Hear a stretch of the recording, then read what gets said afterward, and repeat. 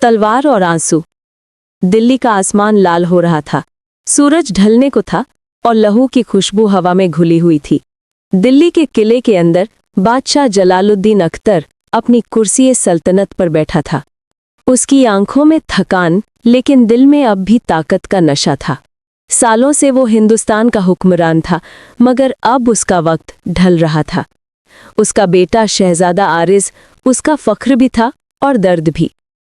आरिज़ एक शरीफ, बहादुर और जज्बाती लौंडा था, जिसे जंगों से ज्यादा इश्क पे यकीन था। मगर सल्तनत के कानून में इश्क की कोई जगह नहीं होती। एक रात जब चांद पूरा था और किले के बाग में मोतियों जैसी बूंदें चमक रही थी, आरिज़ ने पहली बार देखा था ज़ारा बेगम को, राजस्थान के इख्तियार करने वाले राजा प्रताप सिंह की बेटी। उस वक्त दिल्ली और राजस्थान के दरमियान अमन का मुआहदा चल रहा था। ज़ारा एक शाही मेहमान के तौर पे किले में रुकी हुई थी। उसकी आंखों में वो खामोशी थी जो जंग से ज्यादा गहरी होती है, और आरिज़ ने उसी खामोशी में अपना दिल खो दिया। इश्क का पहला कदम।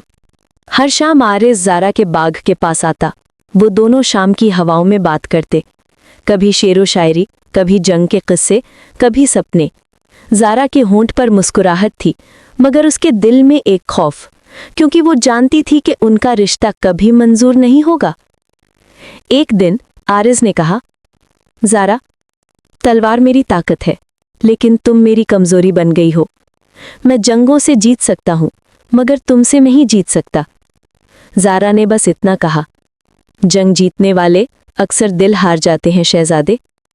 वो दोनों हंस पड़े, लेकिन दोनों को पता था कि ये हंसना ज्यादा देर तक नहीं चलेगा। जंग की घंटी। राजस्थान के राजा प्रताप सिंह ने अपनी इज्जत का सवाल बना लिया। उसने सुना कि उसकी बेटी दिल्ली के शहजादे से मिलती है। ये खबर बिजली की तरह पूरी रियासत में फैल गई। बादशाह जलालुद्दीन ने भी आरिज़ को बुलाया और गुस्से से बोला, तू मेरे लहू का वारिस है, लेकिन तू मेरे नाम पे दाग लगाने चला है। दुश्मन की बेटी से इश्क? ये सल्तनत है आरिज़, यहाँ दिल नहीं, फैसले तलवारों से लिखे जाते हैं। आरिज़ ने सर झुकाकर कहा, अब्बा हुजूर, मैं जंग से डरता नहीं, लेकिन बेगुनाह दिल तोड़ना गुनाह लगता है। बादशाह का चेहरा पत्थर बन गया। उसने हुक्म दिया, कल से जंग है। राजस्थान हमारा दुश्मन है और तू मेरे साथ जंग में निकलेगा। वहां देखते हैं कितनी वफादारी है तेरी तलवार में। आरिज़ समझ गया कि ये जंग सिर्फ जमीन की नहीं, उसके दिल और किस्मत की भी है। खून की मिट्टी। अगली सुबह जंग का डंका बजा। दिल्ली के सिपाही काले घोड़ों पे सवार तलवारों को चमकाते हुए निकल पड़े।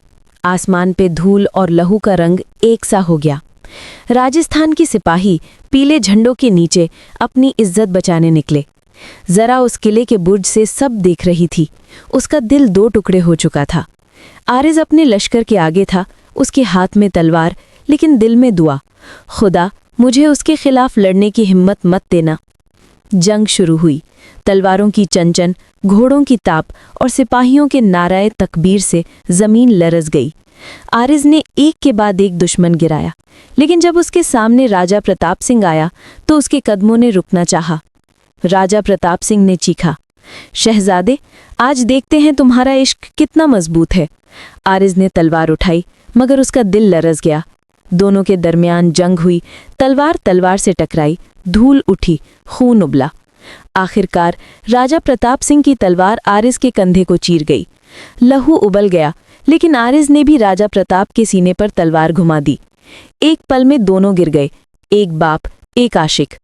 ज़रा ने बुर्ज से देखा और चीख मारकर नीचे गिर गई। किस्मत का फैसला। जंग खत्म हुई। दिल्ली जीत गई, लेकिन आरिज़ हार गया। अपनी रूह, अपना सुकून।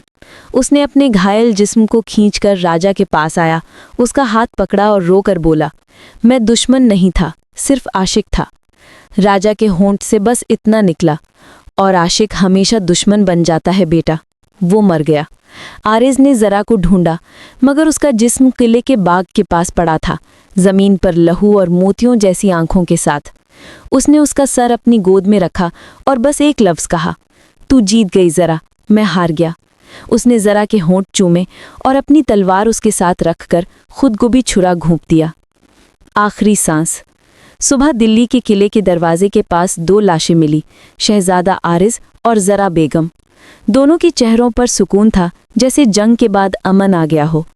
बादशाह जलालुद्दीन ने उन दोनों के लिए किले के अंदर एक मकबरा बनवाया, जहां आज भी लिखा है, यहाँ वो सोए हैं जिन्होंने तलवार से नहीं, दिल से जंग की थी।